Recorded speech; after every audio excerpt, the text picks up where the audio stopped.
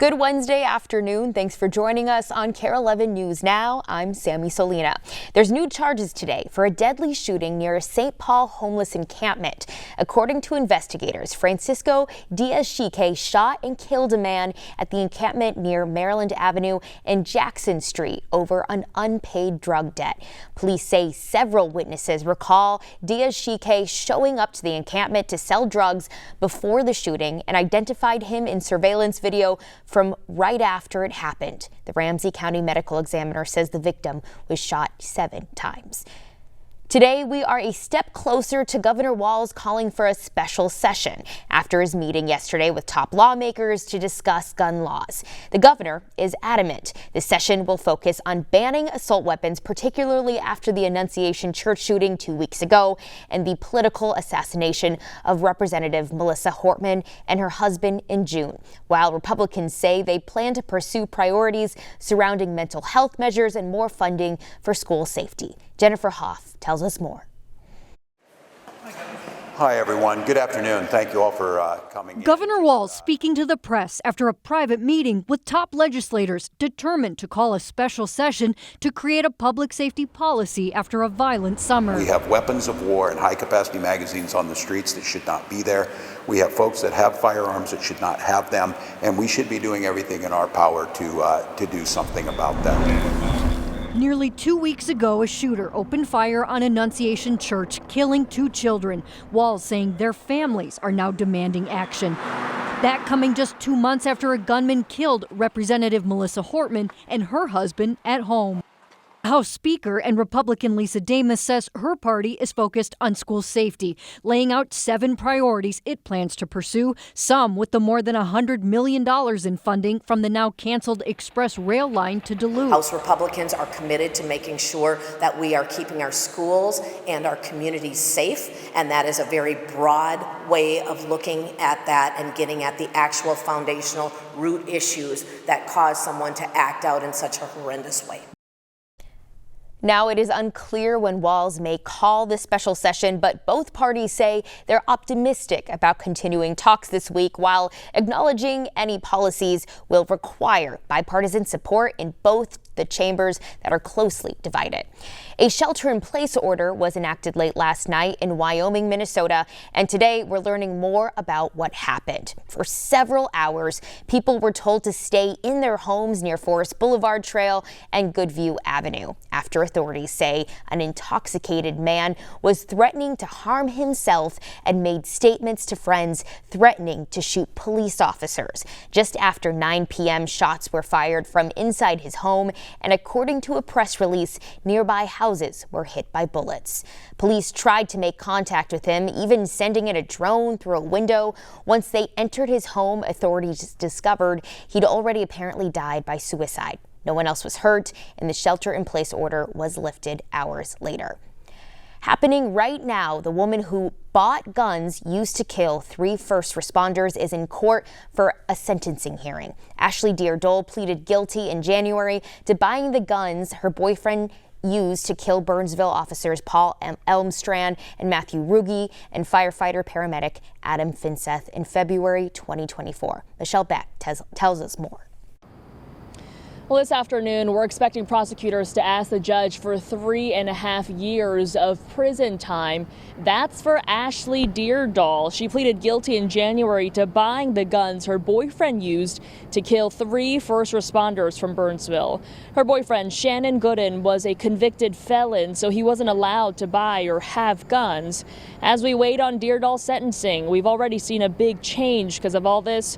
What was once a gross misdemeanor is now a felony offense, and that's buying a firearm for someone who's legally barred from owning one.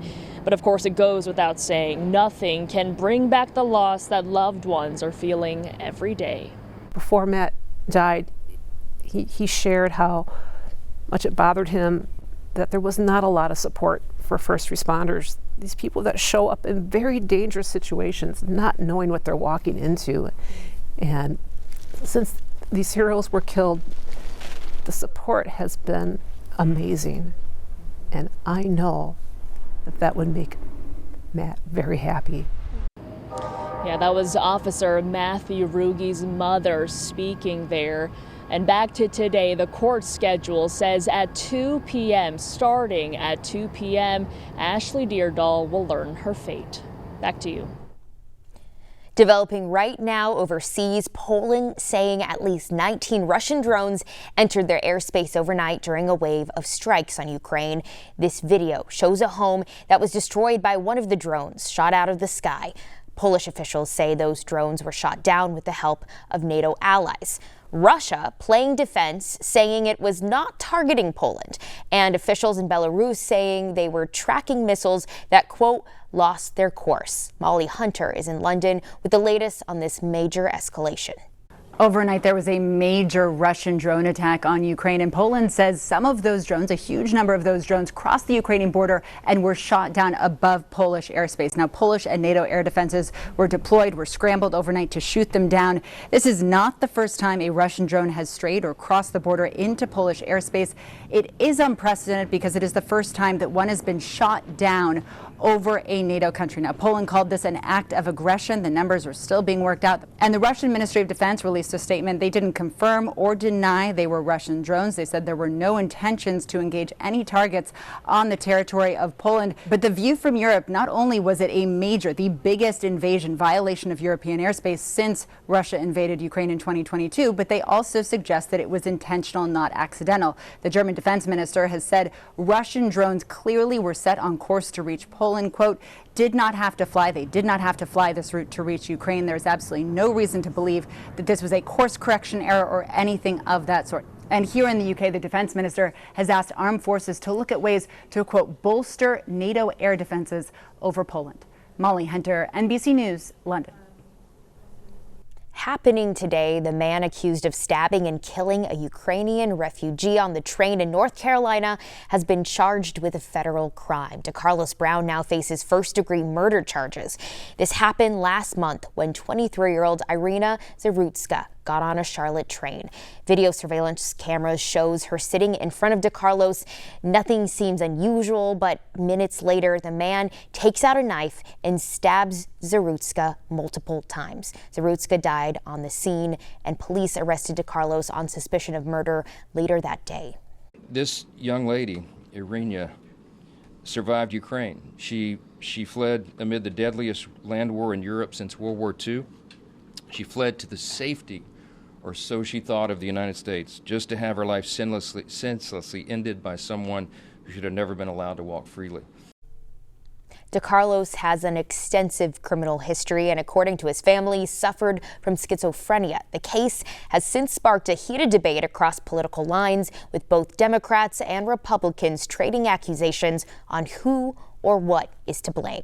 As President Trump is trying to distance himself from the Jeffrey Epstein scandal, his denial of writing a sexually suggestive birthday letter to the disgraced financier suffered a blow on Monday after it was released this week by House Democrats. In the last 24 hours, however, the president said it is not his signature and that appears on the card, and called those accusations nonsense. NBC's Garrett Hake has the latest. Overnight, while dining out in Washington, D.C., President Trump facing protests. Free D.C., free Palestine! And again denying he wrote this lewd letter decades ago for Jeffrey Epstein's 50th birthday. It's not my signature, and it's not the way I speak. And anybody that's covered me for a long time knows that's not my language. It's nonsense. Earlier, the president telling me in a phone interview the controversy was a, quote, dead issue.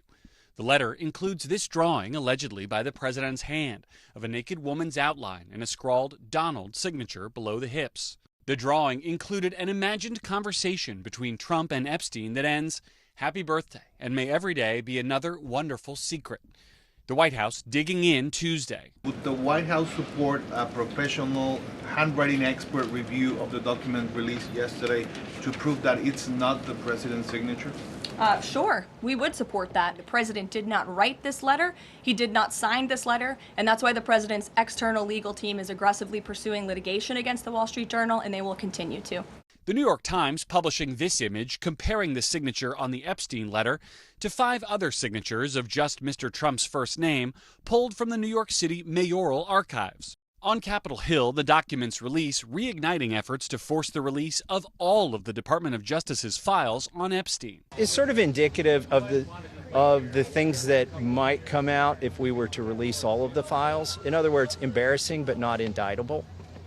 And I don't think avoiding embarrassment is a reason to avoid justice. Donald Trump needs to understand that we will not rest until we get justice and the truth comes out. One Epstein survivor describing her reaction to the so-called birthday book to NBC's Hallie Jackson. It really just made me ill when I went through it. It really just solidified to me what the culture of Epstein and his friends were. And it's right there in black and white in this book. Today, we are learning more about the incident in Los Angeles after police say they found human remains in the trunk of a car registered to musician David. They say the car had been impounded in Los Angeles after being abandoned in the Hollywood Hills. The body was discovered Monday afternoon after police went to investigate a foul odor coming from the Tesla's front truck.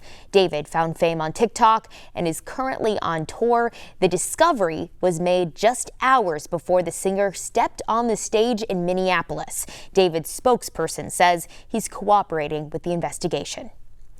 Today, Dermarite Industries is expanding its voluntary recall of personal hygiene products that could pose serious health risks. Take a look at the screen. You can see what's impacted. The company says 30 products are now affected, including skin cream, soap, sanitizers, and deodorants. They may be contaminated with a dangerous bacteria that can cause serious infections and life-threatening sepsis. For a full list of affected items, head to KARE11.com. Now, on our way to break, we need to shout out Vikings quarterback J.J. McCarthy, who was just named the NFC Offensive Player of the Week. In his big league debut, McCarthy threw 13 for 20 for 143 yards and 2 passing touchdowns. He also ran for 25 yards and a touchdown in the Vikings win over the Bears in Chicago. McCarthy is also the only quarterback since 1950 to lead a 10-point-plus comeback on the road during the fourth quarter in their debut. Congrats. Stick with us. More news and weather is coming up after the break.